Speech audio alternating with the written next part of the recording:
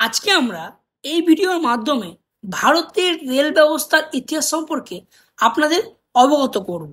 এই ভিডিওটি অত্যন্ত গুরুত্বপূর্ণ যে কোনো চাকরির পরীক্ষার ক্ষেত্রে, বিশেষ করে সামনে ডাব্লিউবিএসএসসির গ্রুপ সি আর গ্রুপ ডি এক্সামের পরীক্ষা আছে, এটার জন্য অত্যন্ত গুরুত্বপূর্ণ। ভিডিওটি অবশ্যই লাইক এবং শেয়ার করবেন। ভারতীয় রেল ব্যবস্থার জনক বা ফাদার অফ ইন্ডিয়ান রেলওয়ে নামে পরিচিত হচ্ছেন লর্ড ডালহৌসি।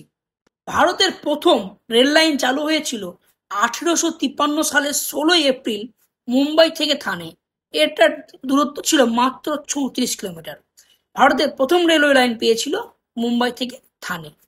পূর্ব ভারতে প্রথম রেলপথ চালু হয় 1854 সালের 15 আগস্ট হাওড়া থেকে হুগলি। এর দূরত্ব ছিল 37 কিলোমিটার। দক্ষিণ ভারতে প্রথম রয়াপুরাম থেকে আরকট 105 কিলোমিটার দূরত্ব 1856 সালে চালু হয়। ভারতের দীর্ঘতম রেলপথ হচ্ছে আসামের ডিব্রুগড় থেকে তামিলনাড়ু কন্যাকুমারী পর্যন্ত। এর দূরত্ব হচ্ছে 4286 কিলোমিটার। এর মধ্যে চলে বিবেক এক্সপ্রেস। ভারতের প্রথম ইঞ্জিনবিহীন ট্রেন হচ্ছে বন্দে ভারত এক্সপ্রেস। তাহলে এই কোশ্চেনে পরীক্ষায় আসতে পারে যে ভারতের প্রথম ইঞ্জিনবিহীন ট্রেন কোনটি। এছাড়াও এই কোশ্চেনটা অনেক গুরুত্বপূর্ণ, ভারতের কোন রাজ্যে কোনো রেল ব্যবস্থা নেই। এটার উত্তর হচ্ছে সিকিম। সিকিম রাজ্যে কোনো রেল ব্যবস্থা নেই এখন পর্যন্ত।